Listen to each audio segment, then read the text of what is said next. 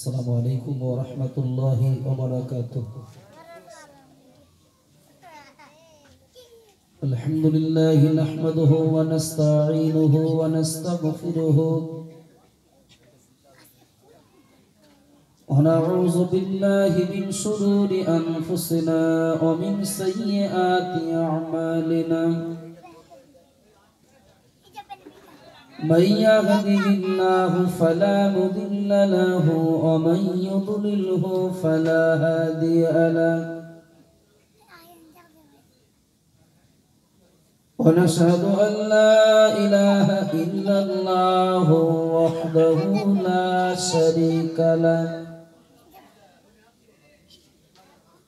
ونشهد أن سيدنا ونبينا ومولانا محمدا صلى الله عليه وسلم عبده ورسوله. إن الله وملائكته يصلون على النبي يا أيها الذين آمنوا صلوا عليه وسلموا تسليما. اللهم صل على سيدنا مولانا محمد وعلى آله سيدنا.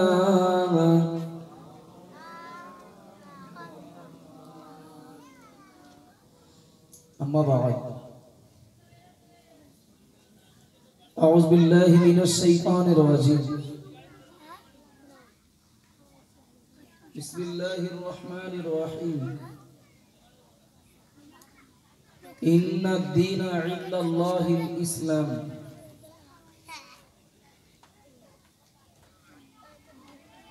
قال الله تعالى في كلامه المجيد والفرقان الحميد: يا أيها الذين آمنوا ادخلوا في السلم كافة. قال النبي صلى الله عليه وسلم: يوشك أن يأتي على الناس زمان لا يبقى من الإسلام إلا اسمه. সম্মানীয় আজকে সভার সভাপতি সাহেব, আমন্ত্রিত ওলামায়ে কেরাম, সম্মুখে বসে আছেন, মাইকের আওয়াজে আছেন, দিন দরদি নবী প্রেমিক আল্লাহওয়ালা বাপু ভাইরা, পর্দার আড়ালে অবস্থিতা স্নেহাময়ী মমতাময়ী মা ও বোনেরা, আল্লাহ দরবারে শুকরিয়া আদায় করছি যে আল্লাহ পাক রব্বুল আলামিন এমন একটি রজনীতে সুন্দর সাজানো গোছানো এই জান্নাতি পরিবেশের ভিতর দিয়ে এই মিলাদুন নবী জলসা পরিচালনা করার বক্তা শ্রোতা হিসাবে আমাদেরকেও যোগদান করার তৌফিক আল্লাহ দিয়েছেন। তার জন্য শুকরিয়া আদায় করি, মহব্বতে বলি আলহামদুলিল্লাহ। তারই পরে বিশ্ব নবী সাল্লাল্লাহু আলাইহি ওয়াসাল্লামের দরবারে আমরা সকলে জানাই প্রাণ ভরা ভক্তি ভরা দরুদ ও সালাম। মহব্বতের সাথে বলি সাল্লাল্লাহু আলাইহি ওয়াসাল্লাম। প্যার হাজিরিন, কিছু কথা আলোচনা করবার নিয়তে আপনাদের সম্মুখে উপস্থিত হয়েছি। আমার পূর্ববর্তী মেহমান অল্প সময়ের জন্য অনেক গুরুত্বপূর্ণ কথা তার বক্তব্যের ভিতরে তুলে ধরেছেন। আমরা কেউ সবটাই বুঝতে পেরেছি, কেউ আংশিক বুঝতে পেরেছি, কেউ মোটেও পারিনি। তারই বক্তব্যের অনুসরণ করে আমি কিছু কথা বলবার নিয়াতেই আয়াত এবং হাদিসের টুকরা পড়েছি। অবনিশ্চিত আমরা জানি জমিনের মালিক যিনি, আসমানের মালিক যিনি, চন্দ্র সূর্য গ্রহ তারার মালিক যিনি, পাহাড় পর্বত নদী নালা, এক কথায় সমতল ভূমিতে এবং মহাসমুদ্রে, বনে জঙ্গলে, এই জমিনের উপরে কিংবা নিচে, আসমানের নিচে কিংবা উপরে যা কিছু রয়েছে সব কিছুরই যিনি মালিক, সেই মালিক ঘোষণা করেছেন ইন্নাদ দীনা ইনদাল্লাহিল ইসলাম, ইসলাম হলো আমার মনোনীত একটি দিন। একটু বলেন সুবহানাল্লাহ।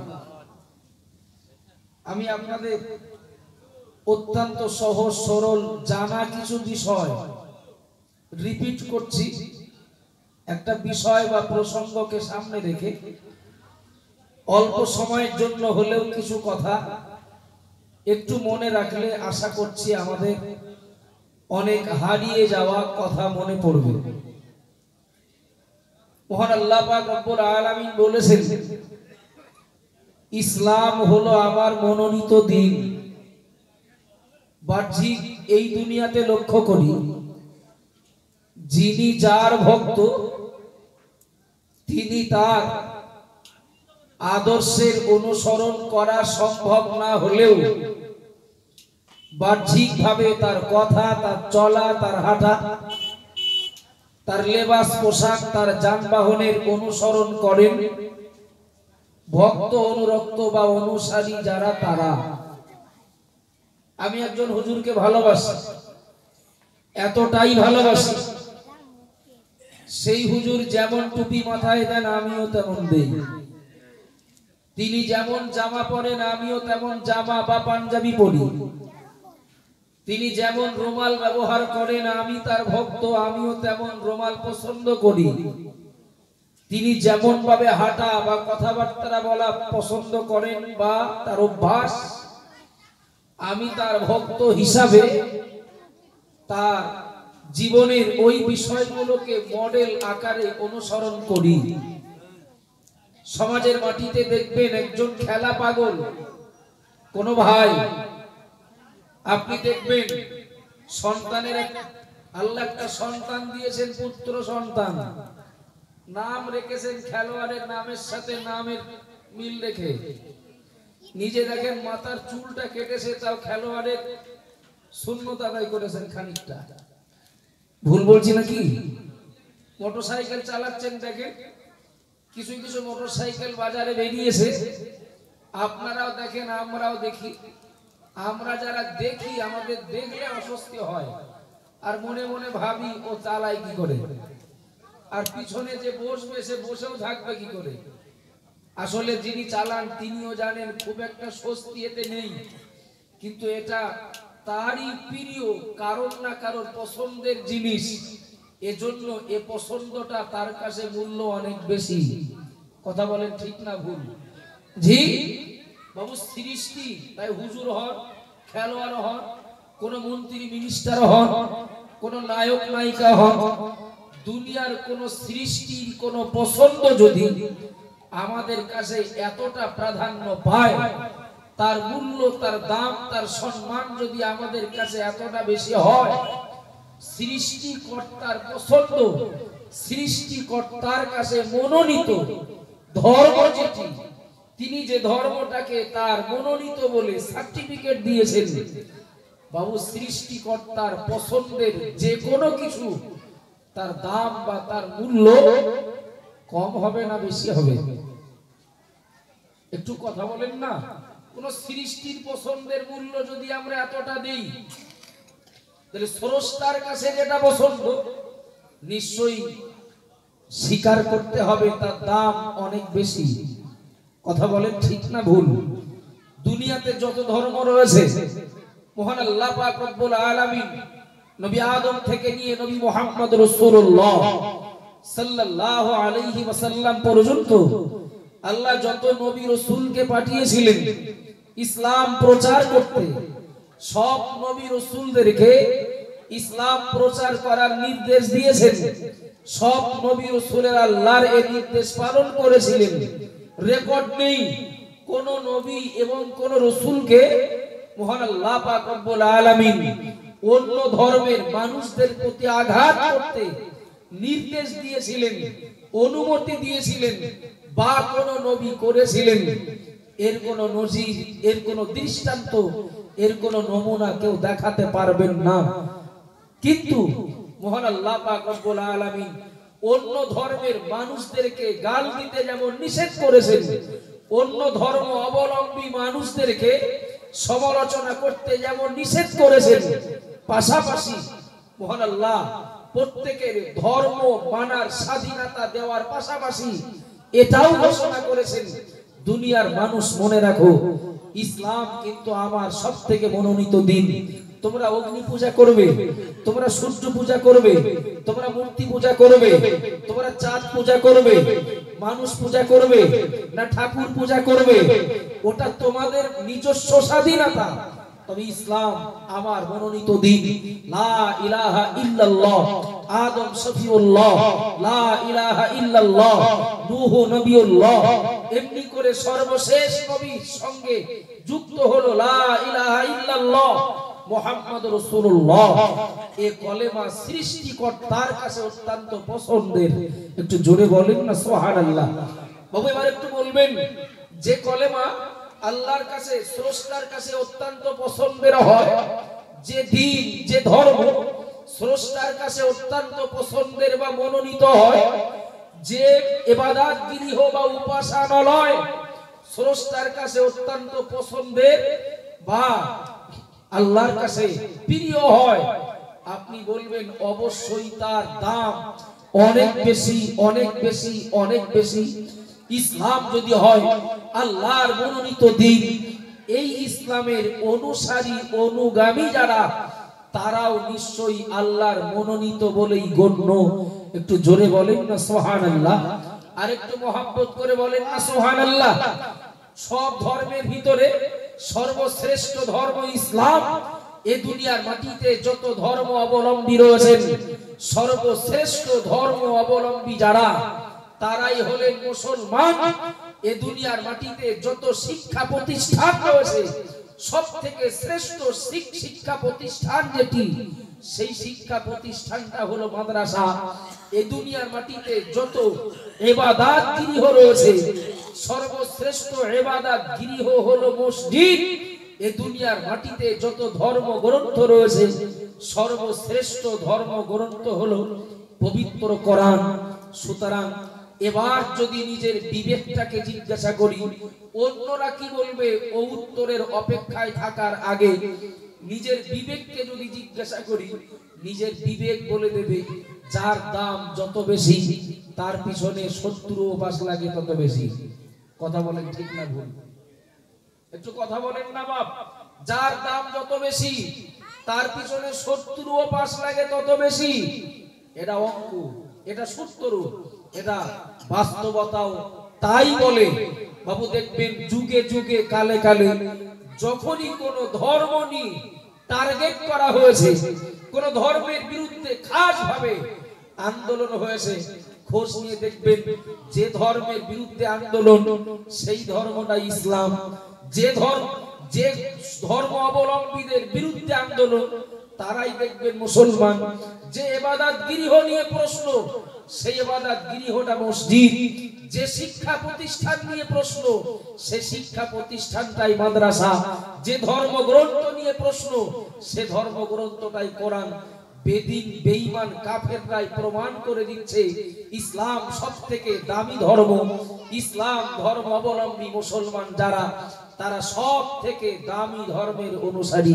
একটু কথা বলেন, ঠিক বলছি না ভুল বলছি? আবার মনে কি দিন, মা বোনেরা মনে কি দিন, ভুল বুঝবেন না, বেয়াদবি নেবেন না। অল্প সময়ের ভিতরে আমি অনেক কথা আপনাদের সামনে বলবো বাবা।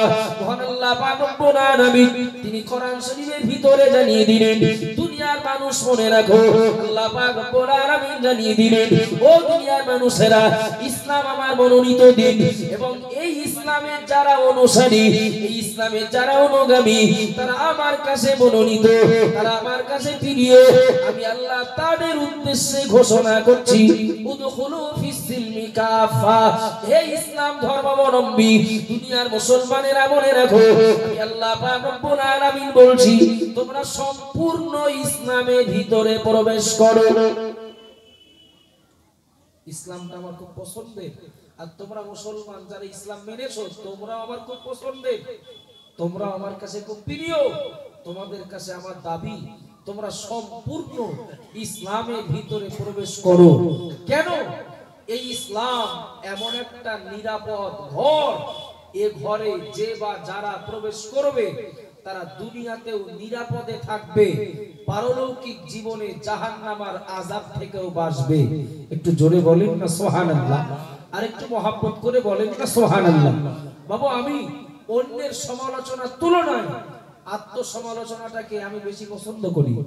অন্যের সমালোচনার তুলনায় নিজের দোষ ত্রুটি সংশোধন করবার ব্যাপারে আমি বেশি আগ্রহী।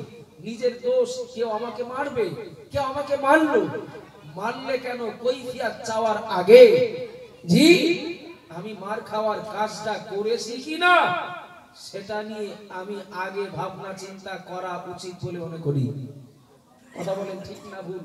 যুগে যুগে কালে কালে এই ইসলামের প্রচার প্রসার করেছিলেন যারা, তারা এবং মেনেছিলেন যারা, তারা, আপনি বলবেন এক শ্রেণীর মানুষের দ্বারাই পরীক্ষিত হয়েছিলেন না হননি? একটু কথা বলেন বাবু। এই ইসলাম যারা প্রচার করেছিলেন এবং এই ইসলাম যারা মেনে নিয়েছিলেন, প্রচারক এবং মেনে নেওয়া মানুষগুলো সমকালীন জামানার একটা গোষ্ঠী, সমকালীন জামানার একটা শ্রেণীর মানুষের দ্বারাই প্রতি মুহূর্তে তাদের ঘাত প্রতিঘাতের সম্মুখীন হতে হয়েছে। কথা ঠিক না ভুল? শেষ রেজাল্ট, শেষ ফলাফল বাবু দেখতে পাবেন, আল্লাহর মনোনীত দিনের অস্তিত্ব দুনিয়ায় রয়ে গেছে এবং এ দিনকে যারা ধ্বংস করতে এসেছিল তারাই বরং পৃথিবীর মানচিত্র থেকে মুছে গেছে। কথা বলেন ঠিক বলছি না ভুল বলছি বাবু? আমার আল্লাহর এমন একটি দিন, মা বোনেরা এমন একটি দিন, ভুল বুঝবেন না, বেয়াদবি নেবেন না। প্রিয় নবী মুহাম্মদ রাসূলুল্লাহ সাল্লাল্লাহু আলাইহি ওয়াসাল্লাম, নবী আমার দুনিয়ায় আগমনের আগে থেকে, দুনিয়ার আগমনের আগে থেকে নবীর পিছনে শত্রু ছিল বাবা, নবীর পিছনে দুশমন ছিল বাবা। আল্লাহর নবী ইব্রাহিম আলাইহিস সালাম ইসমাঈল নবীকে সঙ্গে করে নিয়ে কাবা শরীফ সংস্কার করে আল্লাহর কাছে কয়েকটা দোয়া করেছিলেন। ও রব্বুল আলামিন আল্লাহ, এই কাবার নিকটবর্তী আল্লাহ আপনি এমন একজন নবীকে প্রেরণ করবেন, ইয়াতুলু আলাইহিম আয়াতিকা, প্রথম কথা বলেছিলেন নবী ইব্রাহিম আলাইহিস সালাম, ও রব্বুল আলামিন আল্লাহ, এই কাবার নিকটবর্তী এমন একজন নবীকে আপনি প্রেরণ করবেন যে নবীর প্রথম কাজ হবে যিনি মানুষদেরকে কোরআনের আয়াতগুলো তেলাওয়াত করে শোনাবেন। নবী ইব্রাহিম আলাইহিস সালাম এই ভবিষ্যৎ যখন এ দোয়া করছেন, না না আমাদের নবী তখন দুনিয়ায় আসেননি, আর ইব্রাহিম নবীর পরেও কিন্তু আসেননি, এসেছেন অনেক পরে। ইব্রাহিম নবীর দোয়া ছিল, রব্বুল আলামিন আল্লাহ এমন একজন নবীকে কাবার নিকটবর্তী পাঠান যে নবীর কাজ হবে যিনি মানুষদেরকে আপনার কোরআনের আয়াতগুলোকে তেলাওয়াত করে শোনাবেন, যিনি মানুষদেরকে ইলম শিক্ষা দেবেন, হিকমত শিক্ষা দেবেন, ওয়া ইউযাক্কিহিম, যিনি মানুষদেরকে শিরক থেকে পবিত্র করবেন। ইব্রাহিম আলাইহিস সালাম আল্লাহর কাছে দোয়া করলেন, আল্লাহ এমন একজন গুণ সম্পন্ন নবীকে এই কাবার নিকটবর্তী প্রেরণ করে এই কাবার কাছাকাছি পাঠিয়ে, ও রব্বুল আলামিন আল্লাহ আপনি ওই নবীর ওসিলায় এই কাবাটাকে নতুন করে আবাদ করবেন। একটু জোরে বলুন সুবহানাল্লাহ। ও বাবাজিরা ভাইরা, আল্লাহ পাক রব্বুল আলামিন ইব্রাহিম নবীর এই দোয়াকে কবুল করেছিলেন। এবং মহান আল্লাহ প্রিয় নবীকে ওই কাবার পাশেই পাঠাবেন। এটা আল্লাহর সিদ্ধান্ত ছিল। আল্লাহর সর্বশ্রেষ্ঠ দিন, ইসলাম ধর্মের সর্বশেষ ও সর্বশ্রেষ্ঠ প্রচারক বানিয়ে নবী মুহাম্মদ রাসূলুল্লাহ সাল্লাল্লাহু আলাইহি ওয়াসাল্লামকে আল্লাহ পাক রব্বুল আলামিন আরব দুনিয়ার মাটিতে কাবার পাশে প্রেরণ করে আল্লাহ পাক রব্বুল আলামিন ওই নবীর ওসিলায় तमाम দুনিয়ার মাটিতে আল্লাহ ইসলাম ছড়িয়ে দেবেন। একটু জোরে বলুন সুবহানাল্লাহ। এটা আল্লাহর সিদ্ধান্ত, এটা আল্লাহর সিদ্ধান্ত। আমার আগে বক্তা ভাই বলছিলেন, আপনারা সবাই হয়তো বুঝতে পারেননি, সিদ্ধান্ত ছিল এটা আল্লাহ কাবার নিকটবর্তী আমাদের নবীকে পাঠাবেন এবং দোয়াটাও ছিল ইব্রাহিম নবীর। আল্লাহ ইব্রাহিম নবীর দোয়া কবুল করেছিলেন, কাবার পাশেই আমাদের নবীকে পাঠাবেন। আর কাবার পাশেই আমাদের নবীকে পাঠানোর আর একটা যুক্তি ছিল, যেটা সেটা হলো একটা প্যান্ডেলের ভিতরে কি একটা ঘরের ভিতরে যদি মনে হয় একটাই আলো বা লাইট জ্বালাবো, সেই আলোটা বা সেই লাইটটা মাঝখানে দেওয়া হবে না এক সাইডে দেওয়া হবে? একটু কথা বলেন না, মাঝখানেই দেওয়া হবে। সুবহানাল্লাহ। আমাদের নবীর শানে নিজেই বলেছেন সিরাজাম মুনিরা, ওগো নবী আমি আল্লাহ আপনাকে দুনিয়াতে পাঠিয়েছি প্রজ্বলিত প্রদীপ বানিয়ে। একটু জোরে বলেন না সুবহানাল্লাহ, আর একটু খুশি হয়ে বলেন না সুবহানাল্লাহ। আল্লাহ ওই নবীকে কাবার পাশে পাঠিয়ে ওই নবীর ওসিলায় तमाम দুনিয়ার মনুষ্য জাতির মনের ভিতরের অন্ধকার দূর করে ঈমানের আলো জ্বালাতে, ইসলামের আলো জ্বালাতে আল্লাহ আমাদের নবীকে কাবার পাশেই পাঠাবেন। সিদ্ধান্ত ফাইনাল। কিন্তু তার মাস দেড়েক আগে, 1.5 থেকে 2 মাস আগে আব্রাহা বাদশাহ হস্তি বাহিনী নিয়ে কাবা শরীফ ভাঙতে আসলেন। বাবা একটু বলবেন এবার, আব্রাহা বাদশাহ কাবা ভাঙতে আসছেন। আব্রাহা বাদশার উদ্দেশ্য কাবা শরীফ পৃথিবীর মানচিত্র থেকে মুছে দেবেন।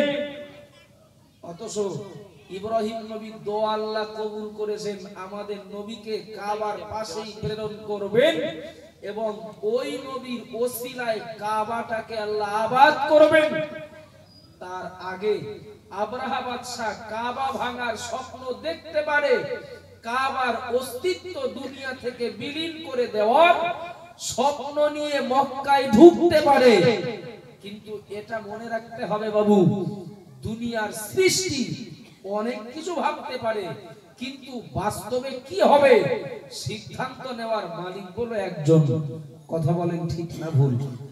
জি, দুনিয়ার মানুষ অনেক কিছু ভাবতে পারে, অনেক কিছু মনে করতে পারে, অনেক মাস্টার প্ল্যান করতে পারে, অনেক নীল নকশা করতে পারে, কিন্তু শেষ পরিণাম যে কি হবে ওটা বলো মালিক ভালো জানেন। মালিক সিদ্ধান্ত যেটা নেওয়ার সেটা নিয়ে রেখেছেন, মালিকের সিদ্ধান্ত ফাইনাল। এই সিদ্ধান্তের পরিবর্তন কেউ করতে গেলে সে নিজেই পরিবর্তন হবে। হয়েছে না হয়নি? একটু কথা বলেন না বাবু, হয়েছে। আমার এমনই কি দিন, মা বোনের এমনই কি দিন, আল্লাহ পাক রব্বুল আলামিন প্রিয় নবীকে দুনিয়ায় পাঠাবেন, আরব দুনিয়ার জমিনে পাঠাবেন। আম্মা জান আমিনার কোণে ঘরে তথা কাবার প্রতি নিকটবর্তী নবী মুহাম্মদ রাসূলুল্লাহ সাল্লাল্লাহু আলাইহি ওয়াসাল্লাম এই দুনিয়াতে আগমন করবেন। তার 1.5 থেকে 2 মাস আগে আব্রাহা বাদশাহ আগমন করলেন, বিরাট হস্তি বাহিনী নিয়ে মক্কায় কাবা ভাঙবেন। আব্দুল মুত্তালিব কম বেশি 200 উট নিয়ে তিনি উট চড়াচ্ছিলেন কাবার নিকটবর্তী। আব্রাহা বাদশাহ সৈন্যরা করলো কি? আব্রাহা বাদশাহ সৈন্যরা করলো কি? আব্দুল মুত্তালিবের কিছু উট ওরা কিনে নিল। আব্দুল মুত্তালিবের উট কিছু নিয়ে ওরা আটকে রাখলো। বাদশাহ আব্রাহা বাদশা আব্রাহার কাছে আব্দুল মুত্তালিব চলে গেলেন। ও বাদশা আব্রাহা, আমি মানুষ, আমার কোনো ভুল হতে পারে বা আমি কোনো ভুল করতে পারি, কিন্তু উটগুলো তো কোনো ভুল করেনি, করতে পারে না। ও বাদশা আব্রাহা, আপনি আপনার সৈন্যদেরকে বলুন ওরা যেন আমার উটগুলোকে ফিরিয়ে দেয়, ওরা যেন আমার উটগুলোকে আমার কাছে ফিরিয়ে দেয়। আব্রাহা বাদশা অবাক হয়ে গেলেন। যিনি কাবা শরীফের মোতাওয়াল্লি, এই কাবার সুখ দুঃখের যিনি সবথেকে বড় ভাগীদার, কাবার উন্নতি অবনতির মেন স্টিয়ারিং যার হাতে রয়েছে আব্দুল মুত্তালিব, তিনি কাবা নিয়ে কোনো সুপারিশ না করে উট ফেরত নেওয়ার জন্য এত ব্যস্ত কেন? উট ফেরত নেওয়ার জন্য তিনি অনুরোধ করছেন কেন? বাদশা আব্রাহা জিজ্ঞাসা করলেন, ও আব্দুল মুত্তালিব কাবার মোতাওয়াল্লি, আপনি কি উটের ব্যাপারে আপনি প্রশ্ন করছেন আমাকে, উট ফেরতের জন্য আবেদন করছেন, আপনি কি কাবা নিয়ে কিছু বলবেন না? আপনি কি কাবা নিয়ে কিছু বলবেন না? অবাক হয়ে যেতে হবে বাবু, কথাগুলো ভুলে গেলে হবে না তো। এগুলো তো ইমানদারের জন্য অক্সিজেন। কথাগুলো মনে রাখলে আমাদের ইমানের মজবুতি বাড়বে, বৃদ্ধি পাবে। কথা বলেন ঠিক না ভুল? জি। কে ছিল কাবা রক্ষা করার? বলদেবতা কোন মসজিদে, আল্লাহ না করুক, বলদেবতার মসজিদ ভাঙতে হবে না, মসজিদের মাইক দুটো কেউ খুলতে আসবে, তবু শেষ পরিণাম যাহাই হবে, যে কাজ করতে আসবে সে আস্ত ফিরে যাবে বলে মনে হয়? একটু কথা বলেন না, মোটামুটি তার বলো কম বেশি পাওনা কিছু হবে। ঠেকাবে কারা? ওসিলা হিসাবে এই এলাকার মানুষ যারা হিন্দু মুসলমান সবাই, কোন অমুসলিমও এটা সমর্থন করবেন না। আমরা যেন না ভাবি অমুসলিম মানেই তারা মুসলমানের শত্রু, এটা ভুল ধারণা, এটা ভুল বিশ্বাস। জি, আমার বক্তব্য, কাবা ভাঙতে আসছে বাদশা আব্রাহা বিরাট হস্তি বাহিনী নিয়ে, আব্দুল মুত্তালিব উট চড়াচ্ছেন, তার উট কেড়ে নিলে আব্দুল মুত্তালিব বলছেন উটগুলোকে ফিরিয়ে দেন, আমার কাবা নিয়ে কোনো বক্তব্য নেই। কেন? আব্দুল মুত্তালিব জবাব দিলেন, আমি উটের মালিক, উটগুলো আমি হেফাজত করি। ঠিক কথাটা এই ছিল, আমি উটের মালিক, আমি উট দেখি, যিনি কাবার মালিক তিনি কাবা দেখে নেবেন। সুবহানাল্লাহ বলবেন না? একটু মহব্বত করে বলবেন না সুবহানাল্লাহ? তবে একটু বলবেন। আব্দুল মুত্তালিবের এই যে বিশ্বাস যে কাবা আল্লাহর ঘর, কথা বলেন ঠিক না ভুল? কাবা আল্লাহর ঘর, সুতরাং আল্লাহর ঘর কেউ আঘাত করতে আসলে আল্লাহ কখনো চুপ থাকবেন না বা আল্লাহ তাকে ছেড়ে দেবেন না, এই বিশ্বাস আব্দুল মুত্তালিবের ছিল। কথা বলেন ঠিক না ভুল? কাবা আল্লাহর ঘর, আল্লাহর ঘর যদি কেউ ক্ষতি করতে যদি আসে তাহলে কাবা রক্ষা করার দায়িত্ব আল্লাহর। বিশ্বাস যদি আব্দুল মুত্তালিবের থাকে বাবু, আপনি বলবেন ওই আল্লাহর মনোনীত দিন ইসলাম, আর ইসলাম দুনিয়ায় থাকবে কি থাকবে না সেটা নির্ভর করে তো মুসলমানদের উপরে। কথা বলেন ঠিক না ভুল? আল্লাহ যদি মনে করেন দুনিয়াতে ইসলাম থাকবে, আল্লাহর দায়িত্ব মুসলমানদের টিকিয়ে রাখা। আল্লাহ যদি মনে করেন ইসলাম দুনিয়ায় থাকবে না, আল্লাহ যেটা সিদ্ধান্ত নেবেন ওটাই ফাইনাল, আমাদের হাউতাস করে কিচ্ছু হবে না। কথা বলেন ঠিক বলছি না ভুল বলছি বাবু? আব্দুল মুত্তালিব পরিষ্কার বললেন, কাবার মালিক যিনি তিনি কাবা দেখে নেবেন, আমি উটের মালিক, আমি উট সামাল দেই। উট নিয়ে চলে গেলেন। জি, আমার আগের বক্তা ভাই এই কথাটাই শেষের দিকে বলছিলেন, উর্দুতে বলছিলেন, যদিও আমি তার মর্মটাই বলছি আমার প্রসঙ্গের সাথে মিল রেখে। যেই মাত্র আব্রাহা বাদশা যে হাতির পিঠে চড়ে এসেছিলেন, অত্যন্ত হৃষ্টপুষ্ট হাতিটা, তার একটা নামও কেতাবে এসেছে, এই মুহূর্তে স্মরণে নেই আমার। হাতিটাকে এগিয়ে নিয়ে যাওয়ার জন্য বাদশা আব্রাহা নিজেই তাড়া করছিলেন তথা এগিয়ে নিয়ে যাওয়ার ব্যাপারে হাতিটাকে তিনি বারবার ইঙ্গিত করছিলেন, অথচ হাতিটা চার হাত পা গুটিয়ে মাটিতে শুয়ে পড়ল। এগিয়ে যাওয়া তো দূরের কথা, ও ওঠার নাম করে না। সুবহানাল্লাহ বলেন। একটু মহাব্বত করে হবে না সুবহানাল্লাহ। আমি তো এমনি জ্বরের রোগী, 4-5 দিন হলো জ্বর থেকে উঠলাম, এখনো আমার দুর্বলতা কাটেনি। আর যা শ্রোতা বসে আছেন আলহামদুলিল্লাহ যথেষ্ট, একটু কথা বলতে হবে। আব্রাহা বাদশার হাতিটা উঠে দাঁড়ায়নি, এগিয়ে যাওয়া তো দূরের কথা, এর পিছনে একটা রহস্য আছে না নেই? একটু কথা বলেন বাবু। কাবার মালিক আল্লাহ, হাতির মালিক কে? হাতির মালিক। মানুষ মসজিদ চিনতে না পারে, মানুষ আল্লাহর ঘর চিনতে না পারে, চতুষ্পদ জন্তু চেনে, চতুষ্পদ জন্তু চিনেছে। কথা বলেন ঠিক না ভুল? হাতিটা তো জানে আমি এগিয়ে যাব কোন দিকে, কাকে এগিয়ে যাব। ও তো আল্লাহর ঘর মারবে, ভাঙবে। আমি আল্লাহর সৃষ্টি হয়ে আল্লাহর ঘর ভাঙতে আল্লাহর দুশমনকে সহযোগিতা করতে পারি না। সুবহানাল্লাহ বলবেন না? একটু মহব্বত করে বলে। রেজাল্ট কাবা পর্যন্ত যেতে হলো না, তার আগেই সূরা ফিলের তাফসীর এসেছে, আল্লাহ ছোট ছোট পাখি পাঠিয়ে দিলেন। পাখির মুখে আর দুই পায়ে 3টে করে কাকর ছিল বাপ। কাকর গুলোর আয়তন ছিল সোলার মতো, সোলা। তাফসীরে এসেছে সোলার মতো কাকর উপর থেকে একটা করে ফেলে, ফাজআলাহুম কাসফিন মাকুল, যার মাথার উপরে একটা করে কাকর ফেলে সে সেখানেই মাটির সাথে মিশে যায়। সুবহানাল্লাহ বলবেন না? এখানেও অবশ্য শিক্ষা নেওয়ার আছে। একটা সোলার আকৃতির কাকর একটা পিঁপড়ের ঘাড়ে পড়লে কিছু হয়? রাস্তা দিয়ে চলতে চলতে কত পিঁপড়ে পাত তলায় যাচ্ছে, পা তোলেন দেখেন ও আবার হাঁটছে। কথা ঠিক না ভুল? সোলার আকৃতির কাকর পিঁপড়ের ঘাড়ে পড়লেও কিচ্ছু হয় না।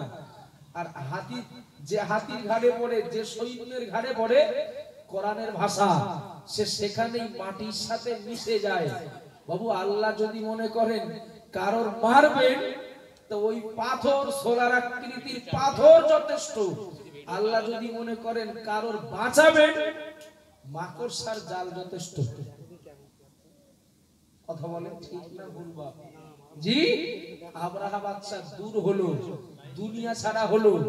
জি, সৈন্যরাও দুনিয়া ছাড়া হলো। আল্লাহর সিদ্ধান্ত চূড়ান্ত। প্রিয় নবী মাস 2 বাদে দুনিয়াতে আগমন করলেন। আল্লাহর সিদ্ধান্ত অনুযায়ী ওই নবীর ওসিলায় ছড়িয়ে গেল বিশ্বময় ইসলাম। একটু জোরে বলেন না সুবহানাল্লাহ, আর একটু মহব্বত করে বলেন না সুবহানাল্লাহ। বাবু আমরা দুশ্চিন্তার তুলনায়, জি নেগেটিভ চিন্তার তুলনায় যদি ছোট্ট একটা ভাবনা মাথায় রাখি, আমি নিজে যেটা ভাবি, আল্লাহ সাক্ষী, আমি আমার অত ব্রেনের দৌড় নেই, আমার ব্রেনের অত তেজ নেই, অত পাওয়ার নেই, অত লোড নেওয়ার ক্ষমতাও নেই। আমি এতটুকুই ভাবি, দুনিয়াতে ইসলাম থাকবে কি থাকবে না ওটা মুসলমানদের উপর নির্ভর করবে। অমুসলিমরা তার নামাজ পড়বে না, পড়বে কি? অমুসলিমরা কি রোজা রাখবে? অমুসলিমরা কি মসজিদের খেদমত করবে? অমুসলিমরা কি আল্লাহর ইবাদত করবে? করবে না। তো অমুসলিমরা যদি ইসলামের আদর্শ না মানে, মানতে যদি হয়, যদি মুসলমানই মানে, তো মুসলমানদের উপরেই নির্ভর করছে দুনিয়াতে ইসলাম থাকবে কিনা। আল্লাহ যদি মনে করেন ইসলাম দুনিয়াতে রেখে দেবেন, মসজিদের আজানের ধ্বনি আল্লাহ চালু রাখবেন, আল্লাহ এবং তার নবীর বাণী আল্লাহ দুনিয়াতে বাঁচিয়ে রাখবেন, তাহলে এই ইসলাম ধর্মের অনুসারী মুসলমানদেরকে বাঁচিয়ে রাখার দায়িত্ব আল্লাহর, এবং আল্লাহ নিয়েছেন, তার প্রতিশ্রুতিও কোরআনে রয়েছে। একটু জোরে বলেন না সুবহানাল্লাহ, আর একটু খুশি হয়ে বলেন না সুবহানাল্লাহ। আবার আল্লাহ এমন একদিন মা বলেন, এমন একদিন ভুল বুঝবেন না, বেয়াদবি নেবেন না। ইসলামের শত্রু যারা, ইসলামের দুশমন যারা, তারা অনেক কিছু ভাবতে পারে, বাবা অনেক কিছু ভাবতে পারে, কিন্তু মনে রেখে দিন মহান আল্লাহ পাক রব্বুল আলামিন তিনি যে সিদ্ধান্ত নিয়ে রেখেছেন, সেই সিদ্ধান্তের পরিবর্তন কেউ করতে পারবে না। একেবারে কিয়ামত পর্যন্ত আল্লাহ যা বাজেট করে রেখেছেন বাবা, ওই বাজেট কেউ পরিবর্তন করতে পারবেন না। ও আমার আব্বাজান মায়েরা, একবার যদি মনে করে দেখি আল্লাহ পাক রব্বুল আলামিন ভাসমান আপনার ডুবন্ত জাহাজ থেকে একজন আপনার গর্ভবতী মহিলাকে আল্লাহ পাক রব্বুল আলামিন বাঁচিয়ে ও আমার আব্বাজান মায়েরা তক্তার উপরে মহান আল্লাহ পাক তাকে ঠাই দিয়ে দিলেন। একবার মনে করে দেখুন, তক্তার উপরে একজন মহিলা বসে, তার কোলে রয়েছে দুগ্ধপোষ্য শিশু, ছোট বাচ্চা। আল্লাহ পাক আজরাইলকে বললেন, ও ফেরেশতা আজরাইল চলে যাও, আজরাইল চলে যাও, সমুদ্রে গিয়ে দেখো আসমান তক্তার উপরে মা রয়েছে, কোলে ছোট বাচ্চা রয়েছে। মা এবং বাচ্চার ভিতরে মায়ের জান কবজ করে বাচ্চাটাকে রেখে এসো। একটু খেয়াল করতে হবে বাবা, আজরাইল আলাইহিস সালাম বলেছেন, আমার জীবনে দুটি জান কবজ করতে গিয়ে আমার খুব কষ্ট হয়েছিল। তার ভিতরে প্রথম জায়গা হলো ওই জায়গা আসমান তক্তার উপরে মা এবং ছোট্ট বাচ্চা। যদি মায়ের জানটা কবজ করে দেই তাহলে বাচ্চাটার উপায় কি হবে? ওই বাচ্চাটার জন্য মাকে মারতে আমার দয়া হয়েছিল, কিন্তু আল্লাহ নির্দেশ পালন করার জন্য আমি মায়ের জান কবজ করেছিলাম।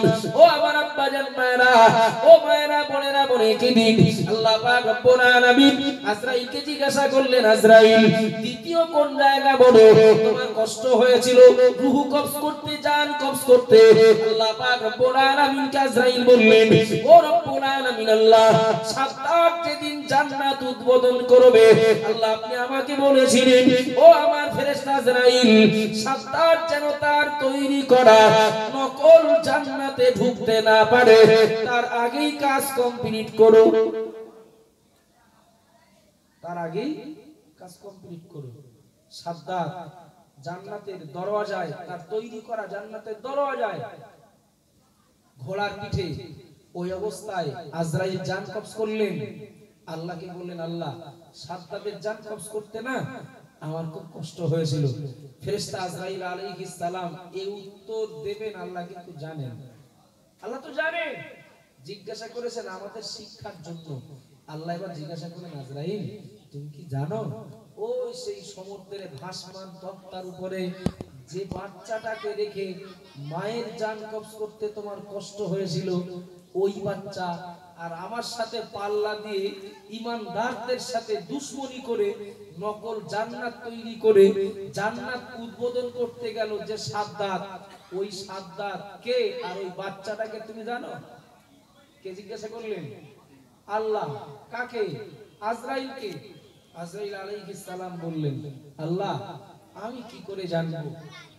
আপনি আমাকে হুকুম করেন, আমি আপনার হুকুম পালন করতে ছুটে যাই। আমি আপনার হুকুমের গোলাম, আপনার হুকুম পালন করতে আমি গন্তব্যে পৌঁছে যেতে ব্যস্ত হয়ে যাই।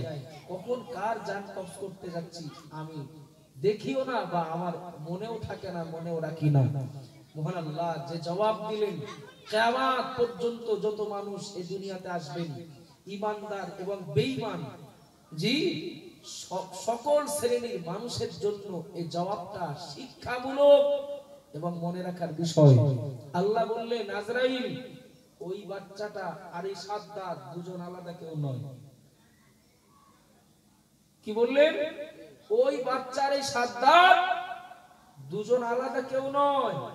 আজরাইল তো অবাক হলেন, এবং অবাক হওয়াটা স্বাভাবিক। বাবা অবাক হওয়াটা স্বাভাবিক, জি। আল্লাহ এবার আজরাইলকে বলছেন, আজরাইল ওই আমি ইচ্ছা করলে মায়ের সাথে বাচ্চাটাকে মেরে দিতে পারতাম, কি মারার কথা বলতে পারতাম, বলি ওই জায়গায় বেঁচে থাকার মতো সেই পরিবেশ নেই, কিন্তু এটা তো সঠিক। আল্লাহ যদি মনে করেন কারো বাঁচিয়ে রাখবেন, তো মাছের পেটে 40 দিন বাঁচিয়ে রাখতে পারেন। রেখেছিলেন না রাখেন? একটু কথা বলেন না। মাছের পেটে 40 দিন ইউনুস নবী বেঁচে থাকলেন, অক্ষত অবিকৃত অবস্থায় থাকলেন। আল্লাহ যদি মনে করেন কারণ মারবেন, তো বীর পালোয়ানের জন্য একটা মশা যথেষ্ট। কথা ঠিক না ভুল? আল্লাহ বললেন, আজরাইল বাচ্চাটাকে আমি মারতে দেইনি, মারতে বলিনি। ওই বাচ্চাটার মা ওই কঠিন মুহূর্তে দুনিয়া ছাড়লো, আমি বাচ্চাটাকে আমার রহমত দিয়ে ওকে লালন পালন করেছি, ওকে বড় করেছি, জি আমার নেয়ামতে ও বড় হয়েছে। আমি আল্লাহ ওকে যখন অনেক সম্পদের মালিক বানিয়ে দিলাম, ওর তখন মাথা ঘুরতে লাগলো। এটা স্বাভাবিক, এটা স্বাভাবিক। বাবু কিছু মানুষ রয়েছেন, ভুল বুঝবেন না, আমার আব্বার বয়সী কত মানুষ মজলিসে বসে রয়েছেন, কিছু মানুষ দেখবেন যারা অগাধ